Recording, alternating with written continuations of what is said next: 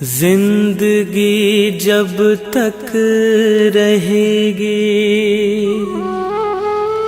फुर्सत न मिलेगी काम से। कुछ तो समय सा निकालो, प्यार करो भगवान से।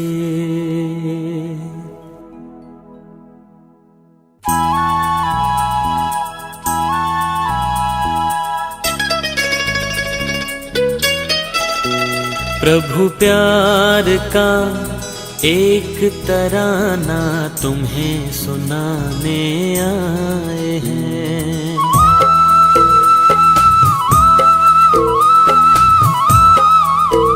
प्रभु प्यार का एक तराना तुम्हें सुनाने आए हैं। प्यार का सागर प्यार लुटाता ये बताने आए हैं। प्रभु प्यार का एक तराना तुम्हें सुनाने आए हैं। प्रभु प्यार का एक तराना तुम्हें सुनाने आए हैं।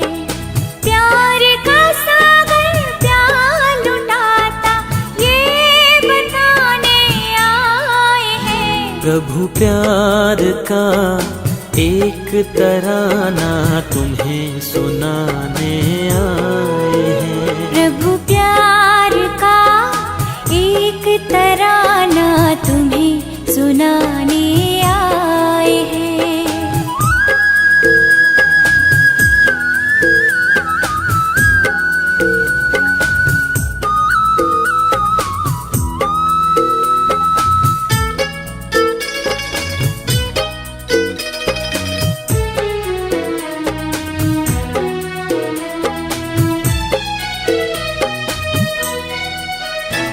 सुगंध चाहिए फूलों की तो फूल से नाता जोड़ो। सुगंध चाहिए फूलों की तो फूल से नाता जोड़ो। परमानंद को पाना हो गर मन को प्रभु से जोड़ो। परमानंद को पाना हो गर मन को प्रभु से जोड़ो। मूल वतन के रहने वाले स्थूल वतन में आए हैं। प्रभु प्यार का एक तराना तुम्हें सुनाने आए हैं। प्रभु प्यार का एक तराना तुम्हें सुनाने आए हैं।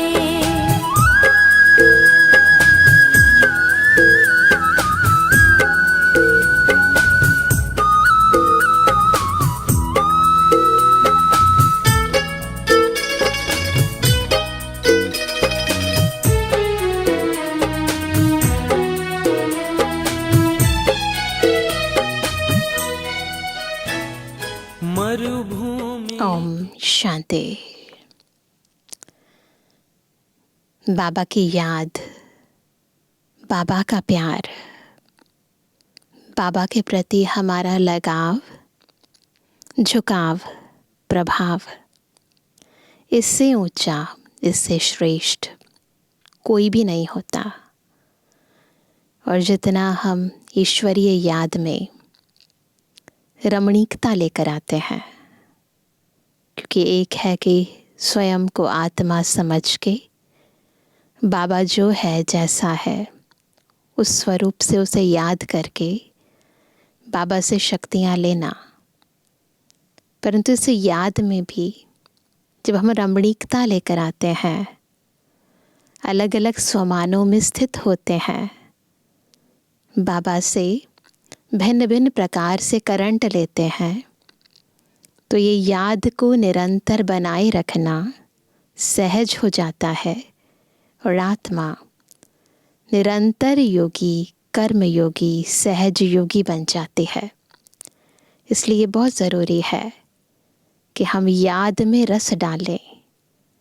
याद में एक रस स्थिति बनाने के लिए याद में भिन्न भिन्न नवीनताओं का रस बिखेरें। तो आज की मुरली हमें नवीनता सिखाती है, याद की नवीनता, ज्ञान की रमणीकता बताती है। सुनते हैं बाबा के मधुर महावाक्य। आज है 21 तारीख, 21 मई 2024। बाबा के मधुर महावाक्य हैं, मीठे बच्चे। शिव बाबा वंडरफुल बाप, टीचर और सदगुरु है। उसे अपना कोई बाप नहीं। वह कभी किसी से कुछ सीखता नहीं। उन्हें गुरु की दरकार नहीं। ऐसा वंडर खाकर तुम्हें याद करना चाहिए। तो जो अंदर ये मनन मंथन चलता है कि जो मेरा पिता है उसका कोई पिता नहीं, जो मेरा टीचर है उसे किसी ने पढ़ाया नहीं, और जो मेरा गुरु है उसका कोई गुरु नहीं, जब ऐसे ऐसे सोचते हैं तो जैसे रोमांच खड़े हो जाते हैं और आत्मा वंडर खाती है। तो याद भी है और याद में कुछ रमणीकता, कुछ आनंद भी है। प्रश्न है, याद में कौन सी नवीनता हो तो आत्मा सहज ही पावन बन सकती है? उत्तर है, याद में जब बैठते हो तो बाप की करंट खींचते रहो। बाप तुम्हें देखे और तुम बाप को देखो। ऐसे याद ही आत्मा को पावन बना सकती है। ऐसी याद, मैं बाबा को देखूं, बाबा मुझे देखे, बस न जैसे कोई साजन और सजनी का मिलन होता है, एक दो को देखते रहते हैं, वैसे ही हम और बाबा एक दूसरे के साथ मंगल मिलन मनाएं तो करंट मिलेगी। यह बहुत सहज याद है, लेकिन बच्चे घड़ी घड़ी भूल जाते हैं क्या कि हम आत्मा है, शरीर नहीं। देही अभिमानी बच्चे ही याद में ठहर सकते हैं, कंडीशन है। आत्म अभिमानी, देही अभिमानी स्थिति, क्योंकि यहाँ मिलन देहधारियों का नहीं है, विदेही बाप का है, विदेही आत्माओं के साथ। ओम शांति। मीठे मीठे बच्चों को यह तो निश्चय है कि हमारा बेहद का बाप है, उनका कोई बाप नहीं। दुनिया में ऐसा कोई मनुष्य नहीं होगा जिसका बाप ना हो। एक एक बात बड़ी अच्छी समझने की है, और फिर नॉलेज भी वह सुनाते हैं। कौन? जो कब पढ़ते नहीं है ना वंडरफुल शिक्षक हमारा। नहीं तो मनुष्य मात्र कुछ न कुछ पढ़ते ज़रूर हैं। श्री कृष्ण भी पढ़ा है। बाप कहते हैं मैं क्या पढ़ूं? कौन सा सब्जेक्ट पढ़ेंगे बाबा? मैं तो पढ़ाने आया हूँ, मैं पढ़ा हुआ नहीं हूँ, मैंने कोई से शिक्षा नहीं ली है, कोई गुरु नहीं किया है। ड्रामा प्लान अनुसार बाप की ज़रूर ऊंचते ऊंच महिमा होगी। अगर उनका कोई बाप हो जाए, उनका कोई शिक्षक या गुरु हो जाए, तो वो तो बाबा से भी ऊंचा हो जाए। तो ड्रामा में यही है कि सबसे सर्वोच्च सत्ता इस संपूर्ण सृष्टि की केवल और केवल एक बाबा है, उनसे ऊपर कोई नहीं। गाया भी जाता है, ऊंचे ते ऊंचा भगवान। कहते हैं ना, ऊंचा तेरा नाम, ऊंचा तेरा धाम, ऊंचे ते ऊंचा तू भगवान। उनसे ऊंचा फिर क्या होगा? न बाप, न टीचर, न गुरु। इस बेहद के बाप का ना कोई बाप है, न टीचर है, न गुरु है। यह स्वयं ही बाप, टीचर, गुरु है। यह तो अच्छी तरह समझ सकते हो। ऐसा कोई भी व्यक्ति हो नहीं सकता। यही वंडर खाकर ऐसे बाप, टीचर, सतगुरु को याद करना चाहिए। मनुष्य कहते भी हैं क्या? ओ गॉड फादर। वह नॉलेजफुल टीचर भी है, सुप्रीम गुरु भी है, एक ही है। ऐसा कोई दूसरा मनुष्य मात्र नहीं होगा। उनको पढ़ाना भी मनुष्य तन में है। पढ़ाने के लिए मुख तो ज़रूर चाहिए।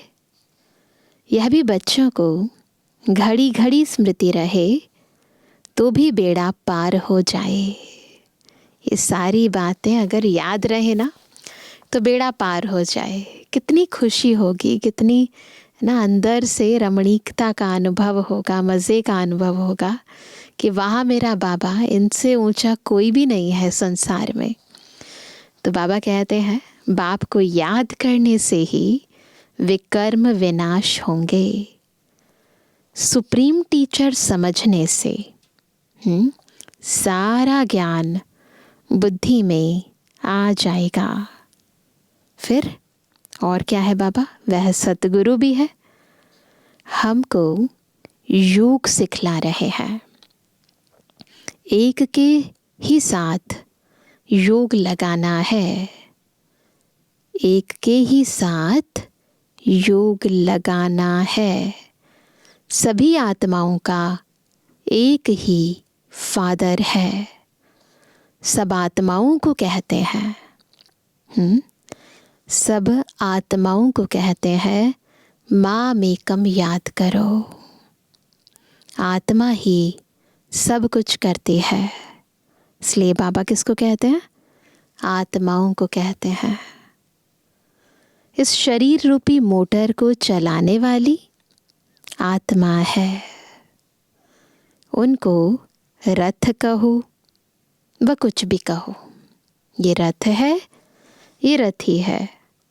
मुख्य चलाने वाली आत्मा ही है।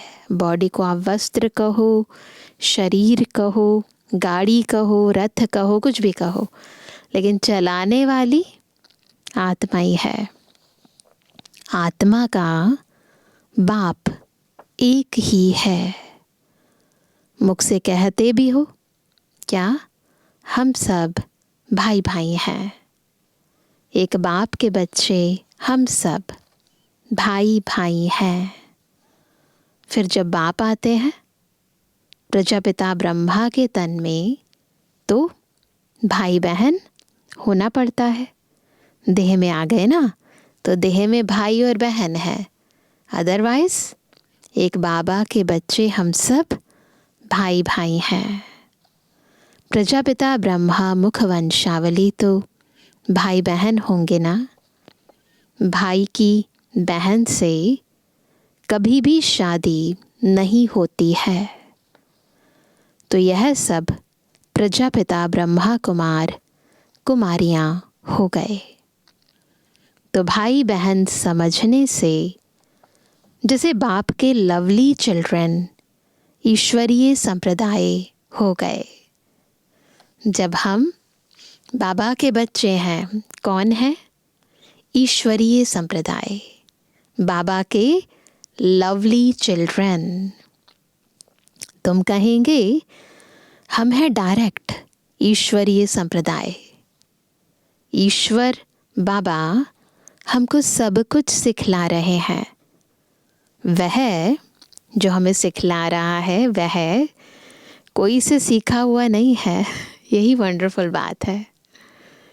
वह तो है ही सदैव संपूर्ण। सीखने की ज़रूरत कब पड़ती है? जब अपूर्णता होती है, कमी होती है, कमज़ोरी होती है, अज्ञानता होती है। जिस चीज़ का अज्ञान है उस चीज़ का ज्ञान लेते हैं। जिस चीज़ में हम अपूर्ण हैं उसके लिए ज्ञान लेते हैं, उसकी अपूर्णता को पूरा किया जाता है। परंतु जो खुद सदा संपूर्ण है उसको किसी से कुछ लेने की ज़रूरत नहीं पड़ती है।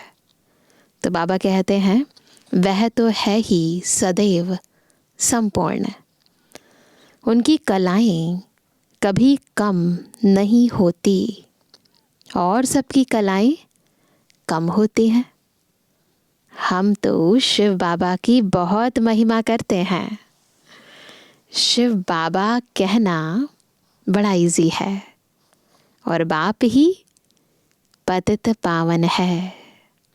सिर्फ ईश्वर कहने से इतना जचता नहीं है। मज़े नहीं आते ना, ईश्वर, अल्लाह, गॉड, भगवान, मज़े नहीं आते हैं, जचता नहीं है। अभी तुम बच्चों को दिल में जचता है ना, दिल से लगता है, जचता है, हाँ शिव बाबा मेरा बाबा।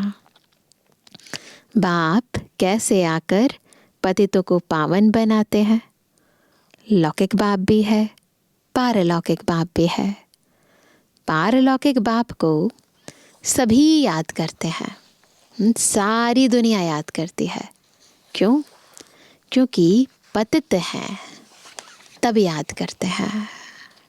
सारी दुनिया पतित है इसलिए याद करते हैं। पावन बन गए फिर तो दरकार नहीं पतित पावन को बुलाने की। ड्रामा देखो कैसा है। पतित पावन बाप को याद करते हैं, चाहते हैं हम पावन दुनिया के मालिक बने। शास्त्रों में दिखाया है देवताओं और असुरों की लड़ाई लगी, परंतु ऐसा तो है नहीं, है ना। देवताएं और असुर एक साथ इकट्ठे सृष्टि रंगमंच पर कभी होते ही नहीं। तो लड़ाई लगना और ऊपर से देवताएं लड़े, वो भी इम्पॉसिबल है। फिर तो वो देवता नहीं हुए ना।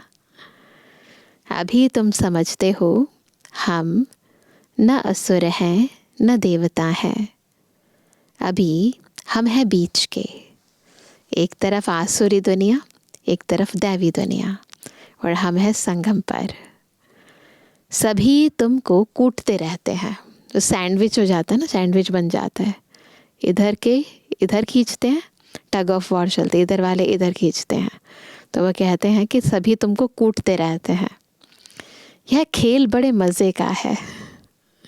नाटक में मज़ा ही देखने जाते हैं ना। वह सब है हद के ड्रामा, यह है बेहद का ड्रामा। इनको और कोई नहीं जानते। देवताएं तो जान भी नहीं सकते, केवल हम जानते हैं, ब्राह्मण। अभी तुम कलयुग से निकल आए हो। कलयुग से हमारा लंगर उठ चुका है और सतयुग की ओर हम जा रहे हैं। जो खुद जानते हैं वह औरों को भी समझा सकते हैं। एक बार ड्रामा देखा तो फिर सारा ड्रामा बुद्धि में आ जाएगा। एक बार सारा ड्रामा देख लिया, उसके बाद जब देखेंगे तो सब याद होगा कि अब ये करेंगे, अब ये करेगा। बाबा ने समझाया है यह मनुष्य सृष्टि रूपी झाड़ है, इनका बीज ऊपर में है। विराट रूप कहते हैं ना, है ना। बीज है छोटा सा, और इस सृष्टि रंगमंच पर हम आत्माएं अपने अपने शरीर में इस विराट नाटक के अंदर अपना अपना पार्ट बजा रही हैं। तो विराट रूप कहते हैं ना। बाप बैठ तुम बच्चों को समझाते हैं। मनुष्यों को यह पता नहीं है। शिव बाबा कोई से भाषा सीखा होगा, जबकि उनका कोई टीचर ही नहीं, तो भाषा फिर क्या सीखा होगा। तो ज़रूर जिस रथ में आते हैं उनकी भाषा ही काम में लाएगा। उनकी अपनी भाषा तो कोई है नहीं। बाबा की अपनी कोई भाषा नहीं है, साइलेंस में है बाबा तो। वह कुछ पढ़ते लिखते ही नहीं, उनका कोई टीचर होता नहीं। श्री कृष्ण तो सीखता है, उनके माँ बाप टीचर हैं, उनको गुरु की दरकार ही नहीं, क्योंकि उनको तो सद्गति मिली हुई है। यह भी तुम जानते हो। तुम ब्राह्मण हो, सबसे ऊंच। यह तुम स्मृति में रखो। क्या हम ब्राह्मण हैं? सबसे ऊंच। हमको पढ़ाने वाला है बाप। हम अभी ब्राह्मण हैं, यह विराट रूप ना। अभी ब्राह्मण हैं। ब्राह्मण, देवता, क्षत्रिय, वैश्य, शूद्र, फिर ब्राह्मण। कितना क्लियर है। बाप को तो पहले से ही कह देते हैं, वह सब कुछ जानते हैं। क्या जानते हैं? यह किसको पता नहीं। वह नॉलेजफुल है। सारे सृष्टि के आदि मध्य अंत की उनको नॉलेज है, फुल नॉलेज है ना। बीज को सारे झाड़ की नॉलेज होती है। बीज में सारे पेड़ का राज समाया हुआ होता है ना। बीज को देखकर पता चल जाएगा है ना, किस प्रकार का पेड़ उगने वाला है, कौन से फल आने वाले हैं, तो उसमें नॉलेज होती है। वह तो है जड़ बीज, तुम हो चैतन्य। वो कुछ बोल नहीं सकता है, पर हम बोल सकते हैं। तुम अपने झाड़ की नॉलेज समझाते हो। बाप कहते हैं, मैं इस वैरायटी मनुष्य सृष्टि का बीज हूँ। हैं तो सब मनुष्य, परंतु वैरायटी है। मनुष्य तो सारे हैं, परंतु इसमें भी वैरायटी है। अलग अलग तरह के मनुष्य हैं। एक भी आत्मा के शरीर के फीचर्स दूसरे जैसे नहीं हो सकते। दो एक्टर्स एक जैसे नहीं हो सकते। यह है बेहद का ड्रामा। इतना बेहद का ड्रामा है, कोई भी आत्मा दूसरी आत्मा से उसके क्वालिटीज़, उसके कैरेक्टर्स, उसके फीचर्स, उसका फ्यूचर दूसरे से मैच नहीं करता है। हम मनुष्यों को एक्टर्स नहीं कहते हैं, आत्मा को कहते हैं। एक्टर कौन है? आत्मा है। वो लोग मनुष्यों को ही समझते हैं। दुनिया में भी कहते हैं ना, सृष्टि रंगमंच है और हम सभी यहाँ पर एक्टर हैं, परंतु वो मनुष्य को समझते हैं कि वो एक्टर हैं। लेकिन हमारे ज्ञान में क्या अंतर है? हम आत्मा को समझते हैं कि आत्मा एक्टर है, देह हमारा कॉस्ट्यूम है। तुम्हारी बुद्धि में है कि हम आत्माएं एक्टर्स हैं जो शरीर द्वारा डांस करते हैं। छोटी सी आत्मा इतने बड़ी बॉडी में आती है, मूवमेंट करती है ना। ये जो मूवमेंट है ये भी एक तरह से डांस है ना। एनर्जी फ्लो हो रही है, ऑर्गन्स हमारे काम कर रहे हैं, हिल रहे हैं, डोल रहे हैं, तो डांस करती है। जैसे मनुष्य बंदर को डांस कराते हैं, यह भी आत्मा है जो शरीर को डांस कराती, पाठ बजवाती है। यह तो बहुत सहज समझने की बातें हैं। थोड़ा सा शांत चित्त होकर, एकाग्र होकर, एकांत में बैठकर थोड़ा सोचें कि मैं छोटी सी आत्मा कैसे इस बॉडी से डांस कराती हूँ ना, तो बहुत ही रमणीकता का अनुभव होगा। बेहद का बाप आते भी ज़रूर हैं, ऐसे नहीं कि नहीं आते। शिव जयंती भी होती है, बाप आते ही तब हैं जब दुनिया चेंज होनी होती है।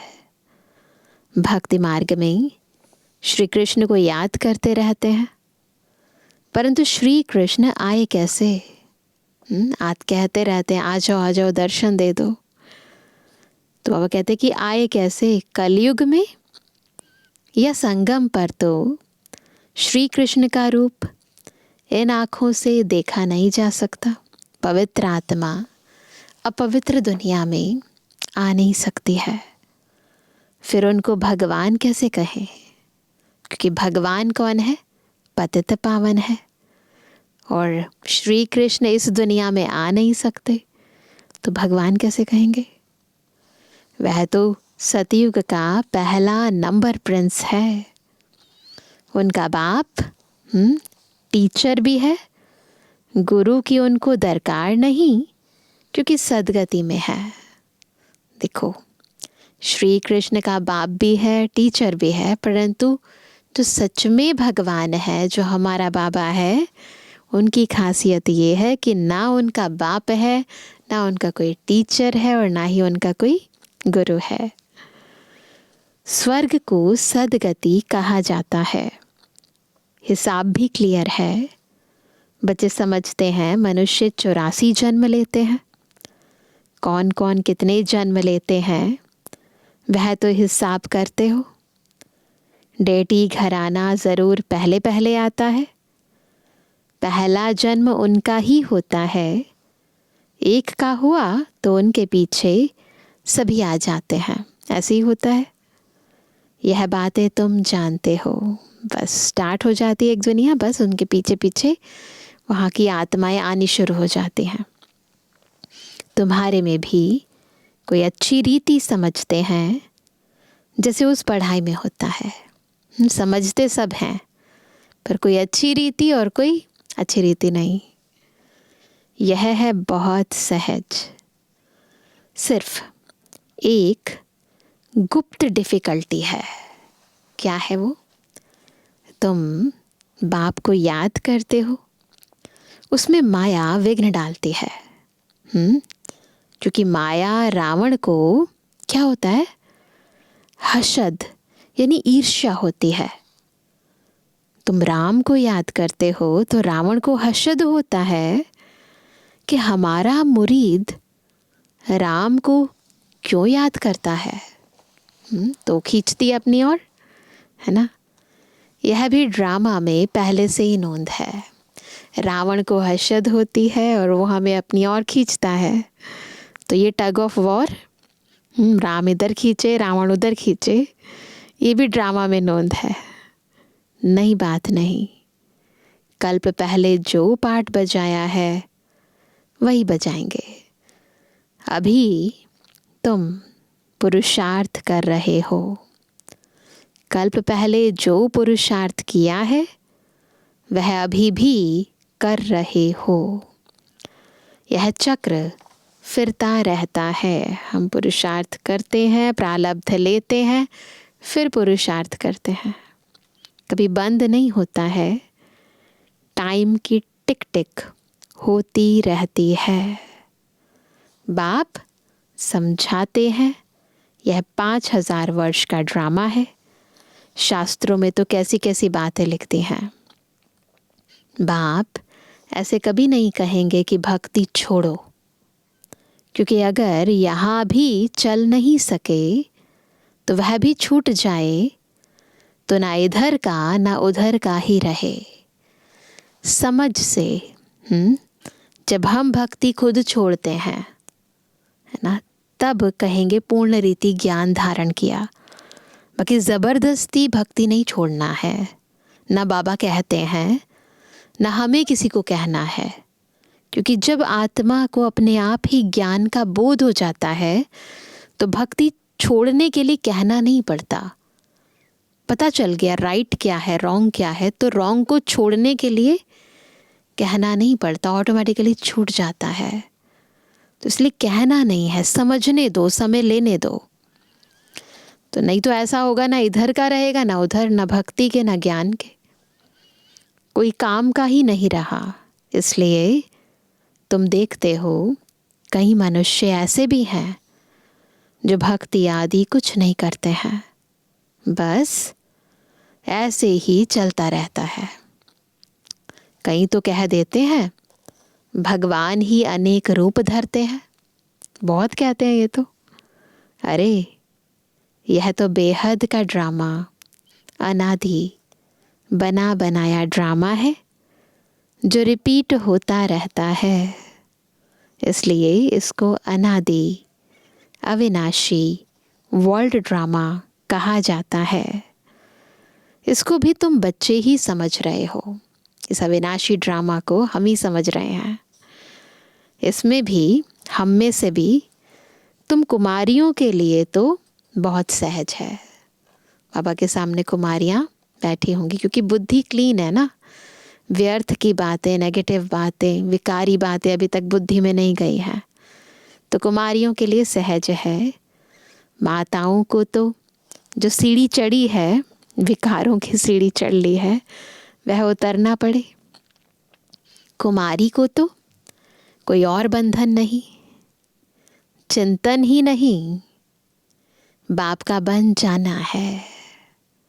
लौकिक संबंध को भूल पारलौकिक संबंध जोड़ना है। माताओं को तो दो डबल संबंध हो जाते हैं ना, मायके का भी ससुराल का भी।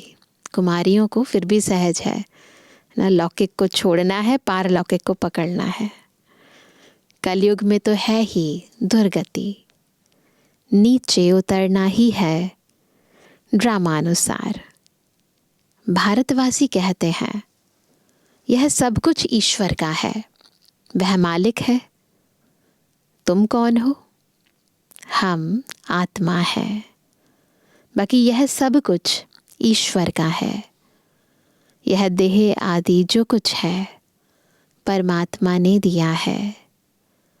मुख से कहते ठीक हैं, क्या कह देते हैं? कह देते हैं यह सब कुछ ईश्वर ने दिया है। बहुत लोग कहते हैं, आरती में भी गाते हैं, तन मन धन सब कुछ तेरा, तेरा तुझको अर्पण क्या लागे मेरा। तो कहते बिल्कुल ठीक हैं, बाबा ने दिया है। अच्छा, फिर उनकी दी हुई चीज़ में खयानत थोड़ी डालनी चाहिए। फिर मेरा कह दिया ना, तो अमानत में खयानत डाल दी। था बाबा का और कह दिया मेरा ना। बच्चा पैदा हुआ, कहा भगवान ने दिया, भगवान का बच्चा है, और फिर कह दिया मेरा, तो अमानत में खयानत डाल देना। तो मकान है, बच्चा है, धन है, दौलत है, भगवान ने दिया है ना, तो फिर अपना मान लेना, किसी और की चीज़ को अपना मान लेना अमानत में खयानत है ना।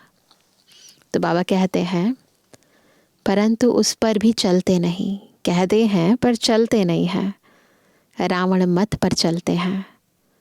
बाप समझाते हैं तुम तो ट्रस्टी हो, बाबा ने आपको संभालने के लिए दिया है, ट्रस्टी हो। परंतु रावण संप्रदाय होने कारण तुम ट्रस्टी पने में अपने को धोखा देते हो। मुख से कहते एक हो, करते दूसरा हो। बाप ने चीज़ दी, फिर ले ली, तो उसमें तुमको दुख क्यों होता है? किसी की कोई चीज़ है और उसने वही अपनी चीज़ ले ली, फिर इसमें हमें क्यों दुख होता है? क्यों होता है? अपना मान लिया ना। दूसरे की चीज़ को अपना मानोगे, फिर वो चीज़ उसको देना पड़ेगा तो दुख होगा। ममत्व मिटाने के लिए ही यह बातें बाप अपने बच्चों को समझाते हैं। ये जो ज्ञान दिया जाता है ट्रस्टीपन का, निमित्त भाव का, क्यों दिया जाता है? ताकि हमारा ये ममत्व टूट जाए। अब बाप आए हैं, तुमने ही पुकारा है, बाबा हमको साथ ले चलो। गीत में गाते हैं ना, ओ दूर के मुसाफिर हमको भी साथ ले चलो। हम रावण राज्य में बहुत दुखी हैं, आकर हमको पावन बनाओ। क्योंकि समझते हैं पावन बनने बगैर हम जा नहीं सकते। कहते ना पतित पावन आओ, तो क्यों बुलाते हैं पावन बनने के लिए? क्योंकि पावन बनने बगैर वापस नहीं जा सकते। हमको ले चलो। कहाँ? घर ले चलो। सब कहते हैं हम घर जाएं, श्री कृष्ण के भक्त चाहते हैं हम कृष्णपुरी बैकुंठ में जाएं। सतयुग ही याद रहता है, प्यारी चीज़ है। सतयुग कितनी प्यारी चीज़ है। मनुष्य मरता है तो स्वर्ग जाता नहीं है। स्वर्ग तो सतयुग में ही होता है, कैसे जाएगा, है ना। सतयुग कोई दूसरी दुनिया में तो है नहीं। जब तक सतयुग आया ही नहीं है तो जाएगा कैसे। कलयुग में होता है नर्क, तो ज़रूर पुनर्जन्म नर्क में ही होगा। यह कोई सतयुग थोड़ी ही है, वह तो वंडर ऑफ वर्ल्ड है। कहते भी हैं, समझते भी हैं, फिर भी कोई मरता है तो उनके संबंधी कुछ भी समझते नहीं। कितना भी समझा लो, अपने आप ही कहते स्वर्ग पधारा, स्वर्ग पधारा। बाप के पास जो 84 के चक्र की नॉलेज है वह बाप ही दे सकते हैं। तुम तो अपने को देह समझते थे, वह रॉन्ग था।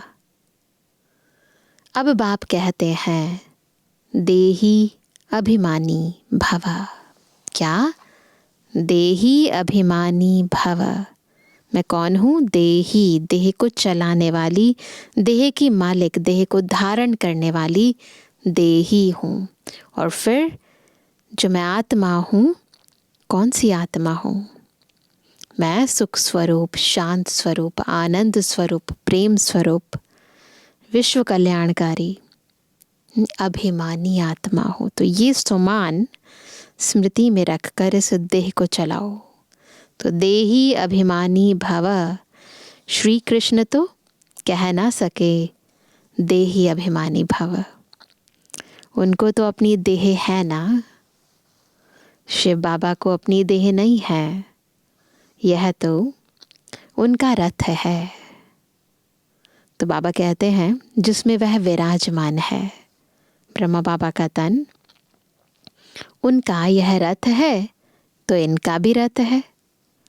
इनकी अपनी आत्मा भी है, बाप का भी लोन लिया हुआ है। उस बॉडी के अंदर ब्रह्मा बाबा की भी आत्मा है और शिव बाबा की भी है। ब्रह्मा बाबा की आत्मा का वो शरीर है और शिव बाबा ने वो शरीर लोन पर लिया हुआ है। तो बाबा कहते हैं, बाप कहते हैं मैं इनका आधार लेता हूँ। अपना तो है नहीं तो क्या करेंगे, दूसरे का आधार लेंगे ना, तो पढ़ाएंगे कैसे।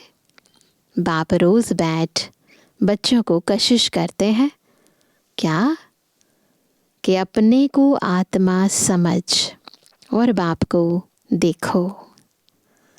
यह शरीर भी भूल जाए, हम तुमको देखें, तुम हमको देखो। तुम जितना बाप को देखेंगे, ऐसी आँखों से नहीं देखेंगे, तीसरे नेत्र से, तुम जितना बाप को देखेंगे, अनुभव करेंगे, पवित्र होते जाएंगे। बस देखते देखते नज़र से निहाल हो जाएंगे। अगर और कोई उपाय पावन बनने का है नहीं, इसके अलावा और कोई तरीका नहीं है पवित्र बनने का। बस बाबा को देखता रहूं और बाबा मुझे देखता रहे। अगर हो तो बताओ, पूछ रहे हैं बाबा, जिससे आत्मा पवित्र होती हो।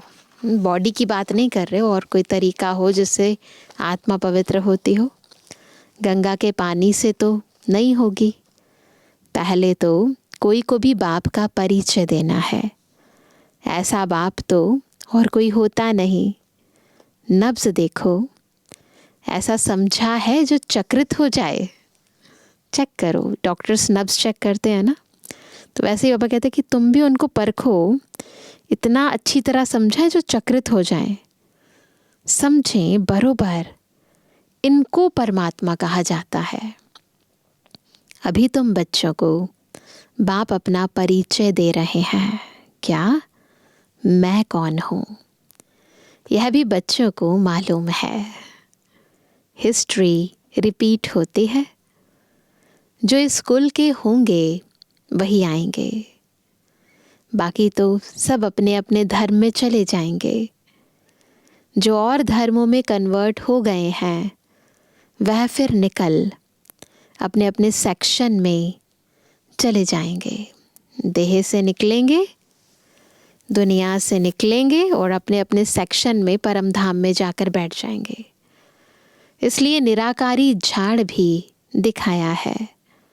यह बातें तुम बच्चे ही समझते हो, बाकी तो कोई मुश्किल ही समझते।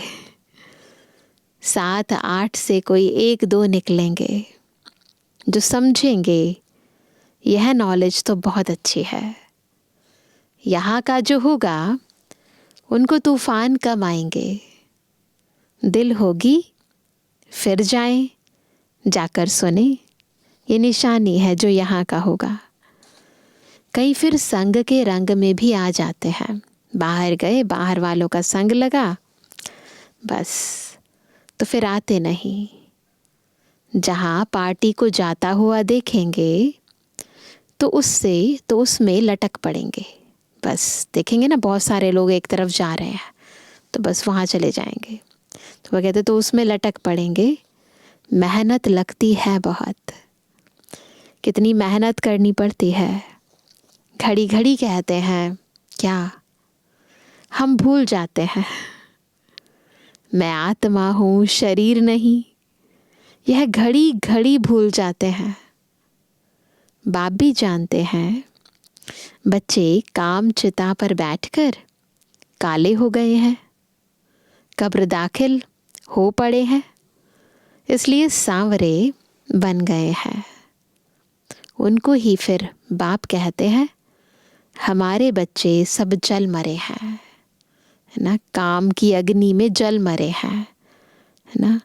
तो बाबा कहते हैं यह बेहद की बात है, हद की कहानी नहीं है जो सगर राजा के बच्चे दिखाते हैं कि उस साधु ने उन्हें श्राप दिया तो जल गए। तो बाबा कहते हैं कि नहीं, उसकी बात नहीं है, हद की बात नहीं है। यहाँ पर बाबा के बच्चे कामचिता पर विकारों की अग्नि में जल मरते हैं। तो बाबा कहते हैं यह बेहद की बात है। कितनी करोड़ों आत्माएं हमारे घर में रहने वाली हैं, अर्थात ब्रह्म लोक में रहने वाली हैं। बाप तो बेहद में खड़े हैं ना, तुम भी बेहद में खड़े हो जाएंगे। कहाँ से खड़े हो जाएंगे? इन पैरों से नहीं, बुद्धि से खड़े हो जाएंगे। बेहद के अंदर बुद्धि बेहद विशाल दूरांदेशी बन जाएगी। तो बाबा कहते बेहद में खड़े हो जाएंगे। जानते हो बाबा स्थापना करके चला जाएगा, फिर तुम राज्य करेंगे, जानते हैं ना। बाकी सब आत्माएं शांति धाम में चली जाएंगी। अच्छा मीठे मीठे कहते जवानी बच्चों पे जुबानी बाप दादा का दिल जान से को प्रेम से नंबरवार प्रसाद अंसार याद रूहानी बच्चों की रूहानी बाप दादा को गुड मॉर्निंग, नमस्ते नमस्ते नमस्ते। धारणा के लिए मुख्य सार पहला, किसी भी एक्टर से रावण हर्षद यानी ईर्ष्या करे, विघ्न डाले, तूफान में लाए, तो उसे ना देख अपने पुरुषार्थ में तत्पर रहना है। क्योंकि हर एक एक्टर का पार्ट इस ड्रामा में अपना अपना है। यह अनादि ड्रामा बना हुआ है, इसलिए किसी से, है ना, अपनी कंपैरिजन नहीं करनी और ना ही किसी को देखना है। दूसरा, रावण मत पर ईश्वर की अमानत में खयानत नहीं डालनी है। सबसे ममत्व निकाल पूरा ट्रस्टी होकर रहना है। वरदान है सदा एक रस मूड द्वारा सर्वात्माओं को सुख शांति प्रेम की अंचली देने वाले महादानी भव। कैसे बनेंगे महादानी? जब सदा एक रस मूड द्वारा सर्वात्माओं को सुख शांति प्रेम की अंचली देंगे, तब कहेंगे महादानी। हर समय दानी, हर पल दानी, है ना, सूक्ष्म शक्तियों का दान करने वाले। आप बच्चों की मूड सदा खुशी की एक रस रहे, यानी सर्व प्राप्ति स्वरूप रहें। कभी मूड ऑफ, कभी मूड बहुत खुश, ऐसे नहीं। सदा महादानी बनने वालों की मूड कभी बदलती नहीं है। देवता बनने वाले माना देने वाले। आपको कोई कुछ भी दे, लेकिन आप महादानी बच्चे सबको सुख की अंजलि, शांति की अंजलि, प्रेम की अंजलि दो।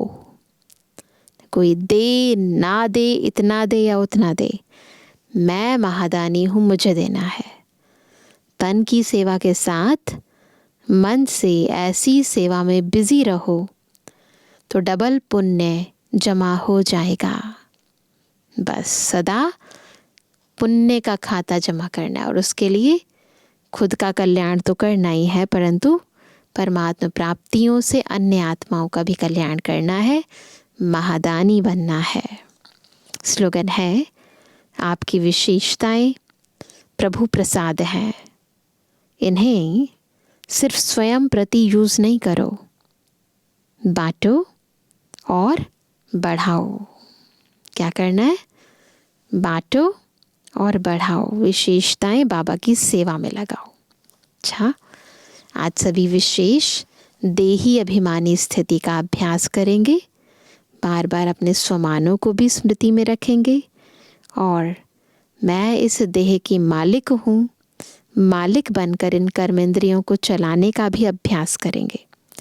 तो आज विशेष योग के समय देह से न्यारी, देह की मालिक, इस स्थिति को बार बार दोहराएंगे। ओम शांति।